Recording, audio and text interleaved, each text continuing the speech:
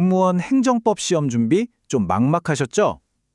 합격으로 가는 가장 빠른 길 제가 오늘 딱 짚어드릴게요. 이 시간만 집중하시면 핵심 원리는 완전히 여러분의 것이 될 겁니다. 자, 행정소송을 딱 제기하려고 할 때 가장 먼저 머릿속에 떠오르는 질문이 뭘까요? 아마 이걸 거예요. 이거 행정소송으로 하는 거 맞나? 진짜 중요한 질문이에요. 왜냐하면 이 첫 단추를 잘못 꿰잖아요? 그럼 소송은 시작도 못 해보고 끝나버릴 수가 있거든요.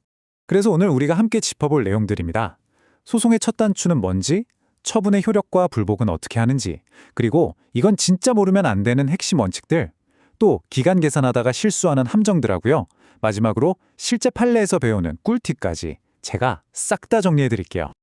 자, 그럼 바로 본론으로 들어가 볼까요? 우리의 첫 번째 미션, 바로 어떤 종류의 소송을 걸어야 하는지 그 전장부터 제대로 파악하는 겁니다.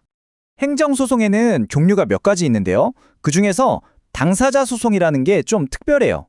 보통 행정소송은 행정청이 내린 어떤 처분에 대해서 이거 잘못했어요 하고 싸우는 거잖아요.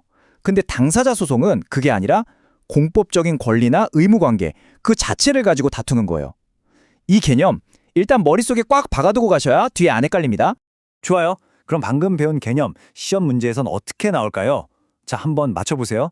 내가 국가에 부가가치세 환급해주세요 라고 소송을 걸었어요. 이거 방금 말한 당사자 소송일까요? 아닐까요? 정답은 아닙니다.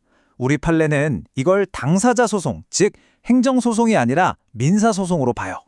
이게 왜 중요하냐면 행정소송이냐 민사소송이냐에 따라서 적용되는 법부터 절차까지 모든 게 완전히 달라지기 때문이에요. 완전히 다른 게임이라는 거죠.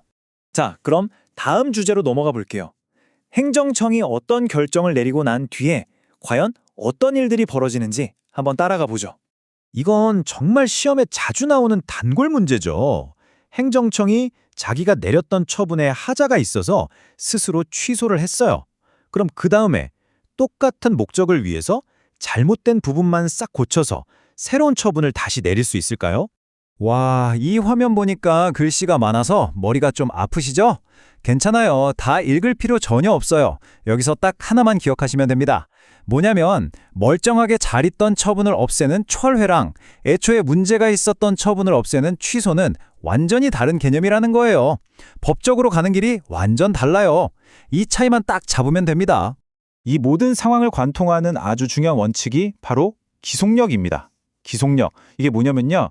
법원이 이 처분 취소라고 판결을 내리면 그 판결이 행정청의 손발을 묶는 거예요. 이 일은 이제 완전히 끝났어. 이게 아니고요. 판결에서 지적한 그 잘못, 똑같은 실수 또 하지 마. 그거 고치고 다시 해. 라는 아주 강력한 명령인 셈이죠. 행정법 고수가 되려면요.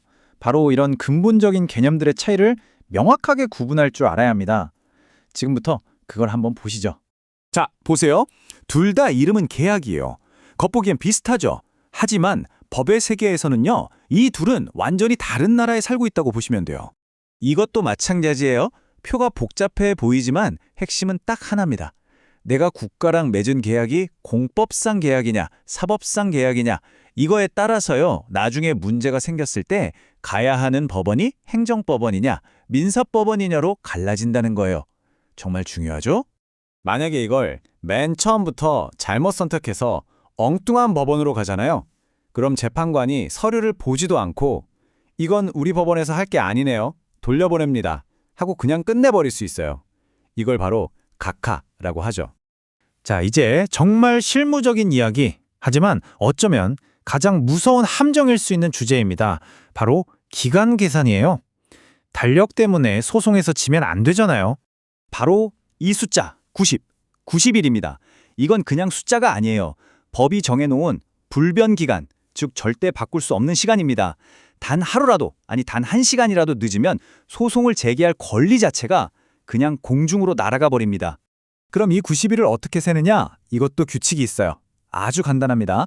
첫째, 처분이 있다는 걸 안 날, 바로 그날은 계산에 안 넣어요. 그 다음 날부터가 1일차. 그리고 쭉 세서 마지막 90일째 되는 날이 만약에 토요일이나 공휴일이다? 그럼 그 다음 주 월요일, 그러니까 일하는 날까지로 기간이 늘어납니다. 다행이죠? 맞아요. 이 규칙이 바로 우리를 위한 일종의 안전장치인 셈이죠. 하지만 중요한 건 뭐다? 이런 안전장치가 있다는 사실 자체를 알아야 써먹을 수 있다는 겁니다. 자, 좋습니다. 지금까지 우리가 배운 여러 가지 원칙들 있죠? 이걸 전부 하나로 엮어서 보여주는 실제 판례를 보면서 머릿속에서 아! 하고 불이 탁 켜지는 순간을 한번 만들어 보자고요. 이런 경우를 한번 생각해 보세요. 내가 세금 처분에 불복해서 소송을 걸었고 이겼어요. 법원이 처분을 취소해 줬습니다. 그랬더니 세무서가 똑같은 기간에 대해서 이번엔 다른 이유를 대면서 또다시 세금을 부과하는 거예요. 이게 과연 가능할까요? 여기서 바로 아까 말한 기속력이 진짜 힘을 발휘합니다. 우리 법원은 이걸 어떻게 보냐면요. 판결의 효력, 즉 기속력은 굉장히 정밀하다고 봐요. 마치 외과 의사의 칼처럼 문제가 된 부분만 정확하게 도려내는 거죠. 판결에서 이유 A가 잘못됐다고 했으면 행정청은 이유 A를 가지고는 다시 처분을 못해요. 하지만 완전히 다른 합법적인 이유 B를 찾아서 다시 처분하는 건 그건 막지 않는다는 거예요. 즉, 판결은 처분의 이유를 공격한 거지 세금을 부과하려는 목표 자체를 막은 건 아니란 뜻입니다. 자, 그럼 오늘 내용의 핵심 딱 4가지로 정리해 드릴게요. 이것만은 꼭 가져가세요. 첫째, 싸움터를 제대로 골라라. 내 소송이 당사자인지 항고인지 민사인지 정확히 알아야 합니다. 둘째, 기속력을 이해하라. 취소 판결은 끝이 아니라 실수를 바로잡으라는 명령입니다. 셋째, 달력을 지배하라. 90일이라는 마감 시한은 절대적입니다. 마지막으로 이유에 집중하라.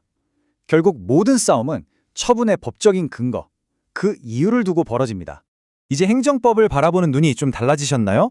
오늘 우리가 함께 보니 패턴들을 기억하신다면 예전에는 그저 복잡하고 어렵게만 보였던 행정법의 다른 부분들도 이제는 충분히 풀어볼 만한 논리적인 퍼즐처럼 보이시지 않으신가요?